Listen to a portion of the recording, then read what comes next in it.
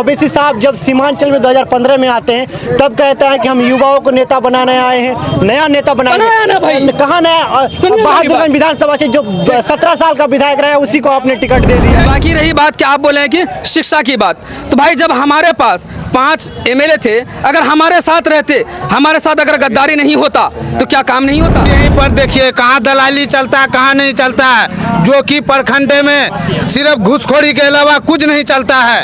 आप देखिए जितना गरीब आदमी है, सरकार 5 किलो राशन देता है, गरीब को 4 किलो दिया जाता है। कोई ये बोलता है कि आरजेडी या जेडीयू या बीजेपी या कांग्रेस, तो सबसे मेन मुद्दे वाली बात ये बात बताइए आप हमको कि बाबरी मस्जिद को जिस वक्त शहीद किया जा रहा था, सरकार किसकी थी? अभी मोटिशन कराने जाइए तो एक के वाला में 10,000 टका लेगा और 6 महीना दोहराएगा, काम नहीं करके देगा। मस्जिद में मामला आता तो अवैसी बोलेगा, कहीं मुसलमान की बेटी का अगर रेप किया जाएगा तो अवैसी बोलेगा, मुसलमान को अगर मारा जाएगा तो अवैसी बोलेगा, गाय के नाम पे मारा जाएगा तो अवैसी बोलेगा। गर्मी का डेट में बिजली भाग जाता है, एक जरा हवा चलता है, 3 दिन लाइट नहीं आता है। क्या विधायक जी का कमी नहीं है इसमें? हमारा हक होगा उसमें, हमारे बिना कोई सरकार नहीं बना पाएगा। ठीक है, आपके बिना सरकार नहीं बनेगा तो यहाँ रोजगार का मुद्दा होना चाहिए, रोजगार का मुद्दा, शिक्षा का मुद्दा होना चाहिए। किसान गए तक गए, 1 रुपया बेलियर कहीं नहीं लगा। अब यहीं पर से आप जाइए बरगाछी टपिए, अररिया कोर्ट तक जाते जाते आपको 7 टका बेलियर लगेगा। क्या ये सब में कमीशन नहीं है लोग का? भाई है, इन्होंने कहा कि मुझे मालूम नहीं हम बाहर रहते। क्यों बाहर रहते हैं भाई? बाहर इसीलिए रहते हैं कि बिहार में रोजगार नहीं। जय हिंद दोस्तों, हमारी मौजूदगी फिलहाल जो कि हाट विधानसभा में और हमारा शो लगातार चल रहा है चुनावी दस्तक में हमारे साथ कुछ युवा साथी हैं जिनसे बात करेंगे और जानने की प्रयास करेंगे बिहार में विधानसभा चुनाव का क्या मुद्दा है। रोजगार, पलायन, शिक्षा, बेरोजगारी क्या मुद्दा है, इस मुद्दे पे बात करेंगे। और जो कि हाट विधानसभा में क्या है स्थिति, 5 सालों में कैसा काम हुआ, सरफराज का कैसा काम रहा है, जो AIMIM से जीते लेकिन RJD में चले गए, तो क्या लोगों में नाराजगी है, क्या समर्थन है, क्या कुछ है, बात करेंगे और जानने का प्रयास करेंगे। क्या नाम है भाई साहब? जी मेरा नाम जलालुद्दीन हुआ। इस बार जोकीहाट विधानसभा में क्या मुद्दा चल रहा है? देखिए सबसे बड़ी बात यह है कि जो मेरी बात करेगा हम उनकी बात करेंगे, जो मेरे हक की बात करेगा हम उनके लिए बात करेंगे। सबसे मेन बात ये है, ठीक है। और बात ये रही कि शहनवाज साहब को जो हम लोग जो जिताए थे, यहाँ की जो जनता जिताई थी, वो शहनवाज साहब को नहीं जिताए थे, वो AIMIM को यानी ऑल इंडिया मजलिस इत्तेहादुल मुस्लिमीन को यहाँ से कामयाब किया था। लेकिन वो जो है वो हमारी पार्टी को छोड़ के किसी और पार्टी में निकल लिए, ठीक है, वो अलग बात है, वो क्या किए नहीं कि हमको उनसे मतलब लें। लेकिन इस बार फिर से हम लोग यही कोशिश है और हम लोग का मेहनत है कि फिर से हम लोग मजलिस इत्तेहादुल मुस्लिमीन को यहाँ से जिताकर विधानसभा भेजेंगे। आपका कहना है कि मैं मजलिस को जिताऊंगा, आपका अपनी राय रखा, लेकिन पिछले 1 महीने में बैरिस्टर असदुद्दीन ओवैसी साहब सीमांचल में 2 बार आते हैं और उनका सभा मैंने लगातार कवर किया, लेकिन उन्होंने कहा कि हमको धोखा दिया, धोखे के नाम पे वोट दीजिए, हमारे साथ गद्दारी हुआ। लेकिन एक बार भी नहीं कहा सीमांचल में जो किशनगंज में EMU सेंटर है उसके बारे में नहीं कहा, सीमांचल में बेरोजगारी है उसके बारे में नहीं कहा, यहाँ के लोग त्राहिमाम है, रोज बाढ़ पीड़ित क्षेत्र, इस पे बारे में चर्चा नहीं की। देखिए सबसे मेन चीज़ है कि अगर हम आपके भाई हैं और आप हमें अपने घर से मार कर निकाल दीजिए, ठीक है, कोई दूसरा अगर हमको अपने घर में रखा है और अपना दौलत हमारे हवाले कर दिया और उनकी दौलत को हम वहाँ से निकाल के अगर आपको ला के दें तो ये गद्दारी नहीं तो क्या? हमें ये बात बताइए। ये गद्दारी है मानिए, ठीक। बाकी रही बात कि आप बोले हैं कि शिक्षा की बात, तो भाई जब हमारे पास 5 एमएलए थे, अगर हमारे साथ रहते, हमारे साथ अगर गद्दारी नहीं होता तो क्या काम नहीं होता?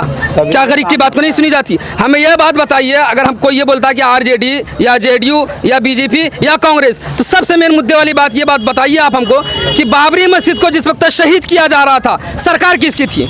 कांग्रेस की थी। मुजफ्फरपुर में जब दंगा हो रहा था, मुसलमानों को मारा जा रहा था, मुसलमान की माँ बहन की इज्जत के साथ खिलवाड़ हो रहा था, सरकार किसकी थी? हमें बताइए जरा। आसाम में जब मुसलमानों को बेघर कर दिया गया, मुसलमान की माँ बहन की कोई इज्जत नहीं की गई, सरकार किसकी थी? हमें ये चीज़ बताइए आप।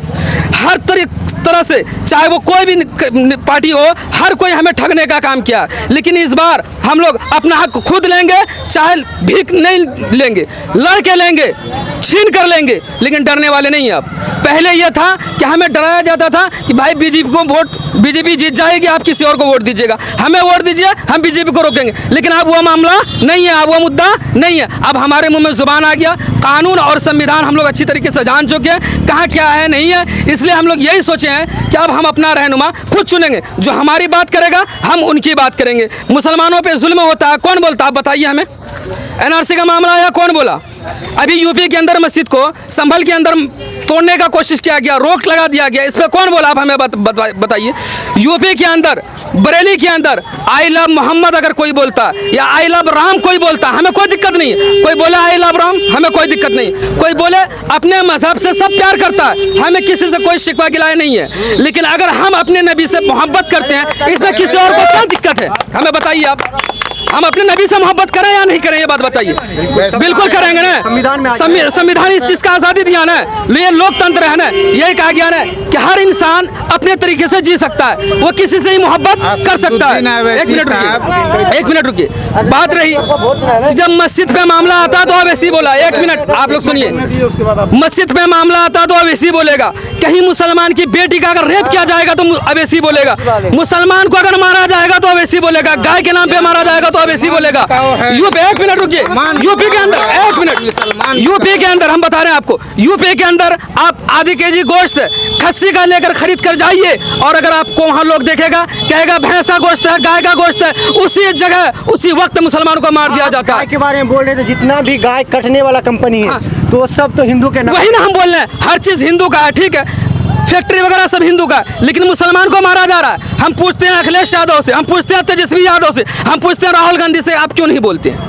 हमें बात बताइए। तेजस्वी यादव से यह पूछा गया, मीडिया वाला ने, आप ही के जैसा कोई पूछा कि यह बात बताइए, यूपी के अंदर आई लव मोहम्मद पे मुसलमानों को मारा जा रहा, आपकी क्या राय? वो डायरेक्ट कहा कि वो मेरा मामला नहीं है, ये मेरा मामला नहीं है, हमारा ध्यान कहाँ है? बिहार में। जब उनका ध्यान बिहार में, तो हमारा ध्यान कहाँ होगा भाई? सिर्फ पतंग पे। कहाँ होगा ध्यान? बोलिए, पतंग पे कहाँ होगा मेरा ध्यान? जो मेरी बात करेगा, बोलिए, जो मेरी बात करेगा हम उनकी बात करेंगे, किसी और के बहकावे में नहीं आएंगे। इस बार इंशाल्लाह एक तरफा माहौल है, सिर्फ अवैसी और पतंग को जिताएंगे यहाँ से, ऑल इंडिया मजलिस इत्तेहादुल मुस्लिम को कामयाब करके।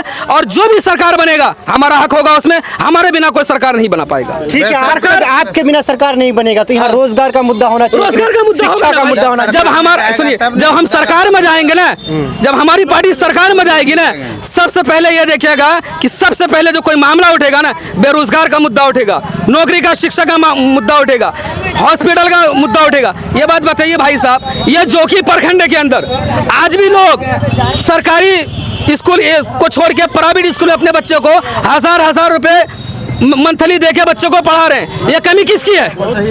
किसकी कमी है? अभी यहाँ कुछ लोग होंगे धनगावा के, आप पूछ लीजिए धनगावा पुल क्या साल से है? सत्ता में 7 साल से शहनवाज जी है ना।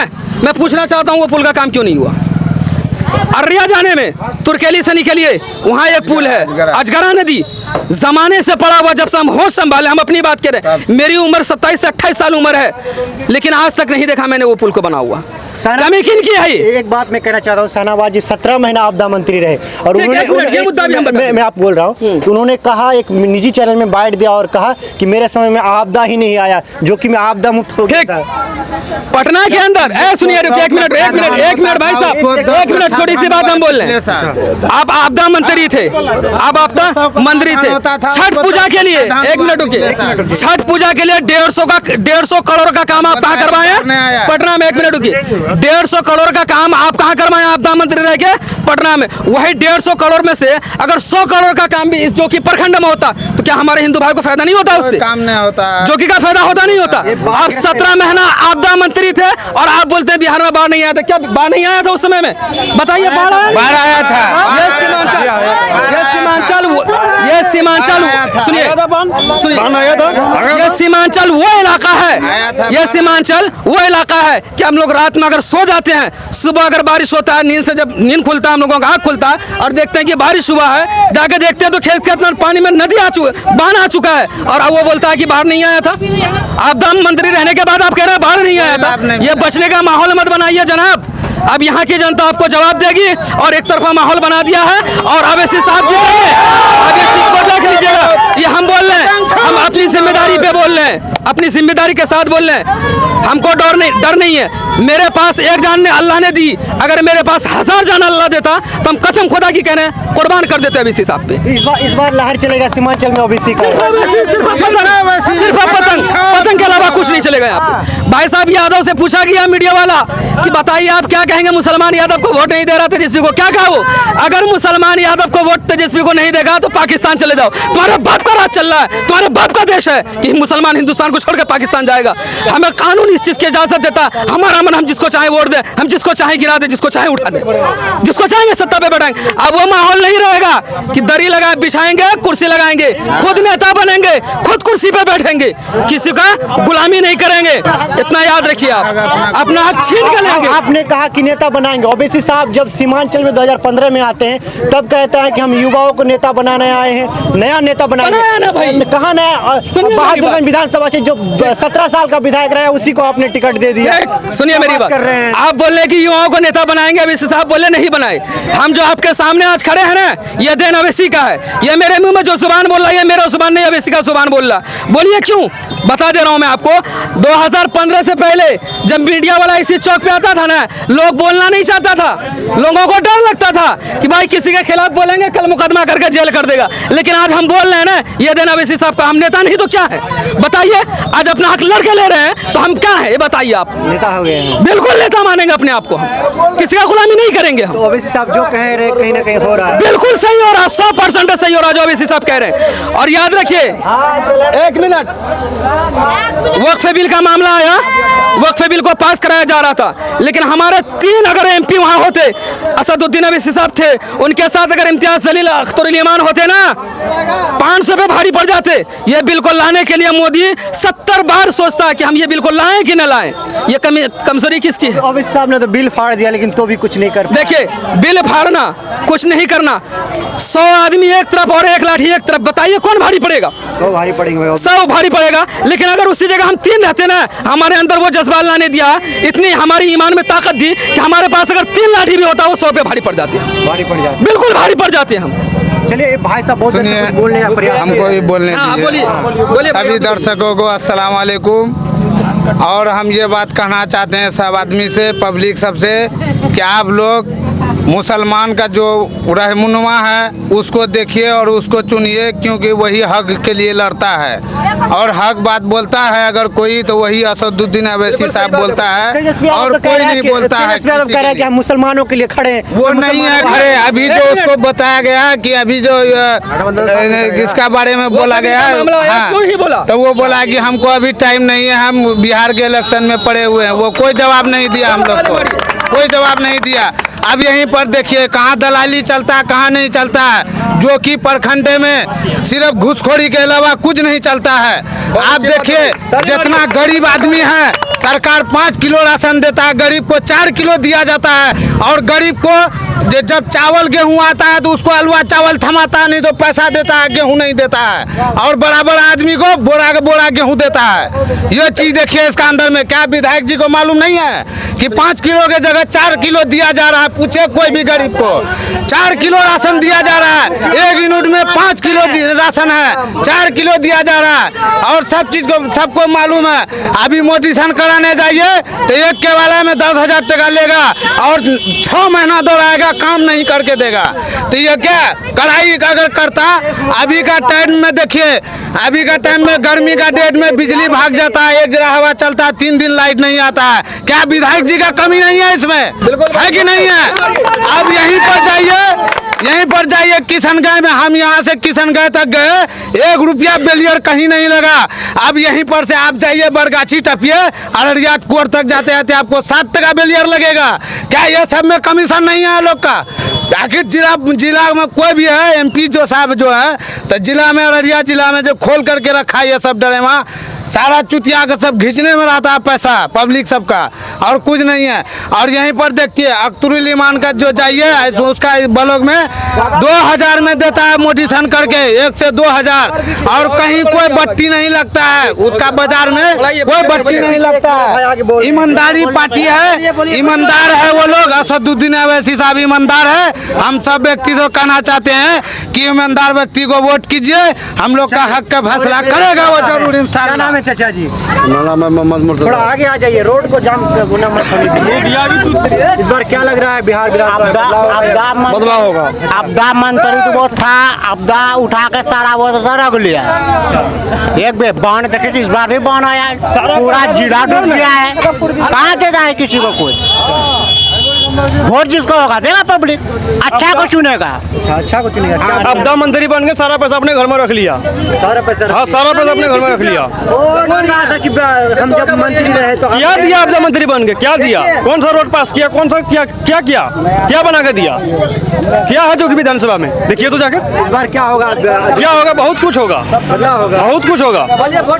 अब इसी को वोट देंगे। अब इसी का जो नेता आएगा वो पूरे राज्य में देखिएगा, पूरे ब्लॉक में काम बढ़िया करेगा। ओबीसी का कौन कैंडिडेट? दो है, मुर्शीद जी और अब्दुल्ला सलीम जी, कौन बेहतर है? मुर्शीद जी को, बहुत अच्छा।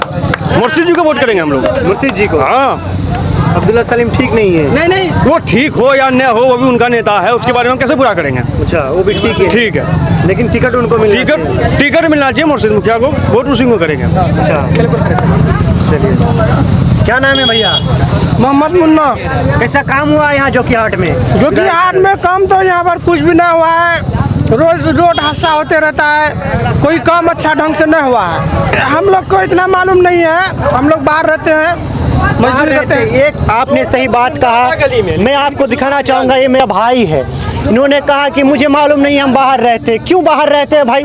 बाहर इसीलिए रहते हैं कि बिहार में रोजगार नहीं है, शिक्षा इतना व्यवस्था शिक्षा का लाचार है। अगर पढ़े लिखे लोग हैं उनको नौकरी नहीं मिल रहा है, अगर पढ़े लिखे लोग हैं तो उनको बाहर जाके काम करना पड़ रहा है। क्या स्थिति है भाई बिहार में? नीतीश जी आप तो कह रहे हैं कि हमने बिहार में रोजगार दिया, लेकिन मेरा भाई कह रहे हैं भाई हमको मालूम नहीं है। कैसे मालूम रहेगा भाई? हम घर में रहेंगे तब ना देख पाएंगे कि मेरा विधानसभा में क्या काम हो रहा है, बिजली सही से मिल रहा है कि नहीं मिल रहा है। हम तो घर में रह ही नहीं पाए। साल में 2 महीना रहे, परिवार के साथ में रहे, रिश्तेदार के घर गए, 2 महीना कट गया भाई, फिर हम बाहर चले गए। भाई बाहर जाके रोजगार करते तकलीफ कितना होता है घर परिवार को छोड़ के? घर परिवार को छोड़ के तो देखिए तकलीफ तो होता है, लेकिन क्या करें, मजबूरी होता है। यहाँ पर तो रोजगार है नहीं। रोजगार नहीं है। हाँ, बाहर में जाते तो इज्जत मिलता है बिहारी को। बाहर में इज्जत को तो क्या है कि काम करते हैं थोड़ा बहुत इज्जत मिल जाता है, नहीं तो काम नहीं करते तो इज्जत नहीं मिलता है। काम नहीं मिलता तो भटकते हैं। भटकते हैं। हाँ, बस काम है तो लोग पेट में काम हाथ में और मेरा एक चाचा है, क्या नाम है चाचा? इसराइल। कैसा काम हुआ आपका विधानसभा में? अभी चुनाव होने आज, चुनाव का ऐलान हो हमारा गया। बिहार विधानसभा में कोई काम नहीं हुआ है। क्या मुद्दा होना चाहिए बिहार विधानसभा चुनाव का? बिहार मुद्दा ये होना चाहिए कि हम लोग को रोजगार चाहिए, विकास चाहिए। ये जो शाहनवाज बाबू जीता तो कोई विकास नहीं हुआ अब तक। आपदा मंत्री था, आज तक एक आपदा नहीं मिला। इतना सैलाब गुजर गया, बाढ़ सैलाब आया, 2 बार सैलाब आया, लेकिन कुछ नहीं मिला। इस बार क्या लग रहा है बदलाव होगा? जहाँ का काम जहाँ है वही वो पड़ा हुआ है। अच्छा, नहीं पड़ा हुआ जी। तो इस बार क्या लग रहा है जोकीहाट में बदलाव देख रहे हैं? और बदलाव देख रहे हैं तो किसको देख रहे हैं? हम लोग तो सरफराज को दे रहे हैं वोट। सरफराज का जी। है। यहाँ देखिए हर एक प्रकार के लोग मिल जाएंगे, किसी सरफराज को पसंद करते हैं तो कोई शाहनवाज को, तो कोई मुर्शीद मुखिया को। यहाँ अलग अलग चाहने वाले लोग हैं। यही तो हमारे बिहार की खूबसूरती है, सीमांचल का गंगा जमुनी जैसी तहजीब है। आपने पहले देखा कि हमारे पास एक साइड बीजेपी के लोग बैठे हुए थे, एक कांग्रेस का, एक MIM का। यही हमारा खूबसूरती है कि एक ही जगह में बैठ के हर एक प्रकार के लोग मिल जाते। देख रहे थे चुनावी सोच, चुनावी दस्तक, लगातार हमारा कैंपेन चलते रहेगा। चुनाव तक हर एक विधानसभा से लेकर गाँव मोहल्ले तक पहुँचेंगे और लोगों का जो असली मुद्दा है वो आपके सामने निष्पक्ष तरीके से लाकर सब पेश करने की कोशिश करेंगे। आप देखते रहिए ट्रू रिपोर्ट्स। और इस वीडियो को देखकर आपके मन में क्या प्रतिक्रिया है, क्या सोच है, क्या बिहार विधानसभा का क्या मुद्दा होना चाहिए, आपके क्षेत्र में क्या मुद्दा है? अगर आप अपना बात रखना चाहते हैं तो हमारे साथ जुड़ सकते हैं। और चैनल को सब्सक्राइब और फॉलो नहीं किए तो जरूर कर ले। मिलते हैं अगली किसी वीडियो के साथ।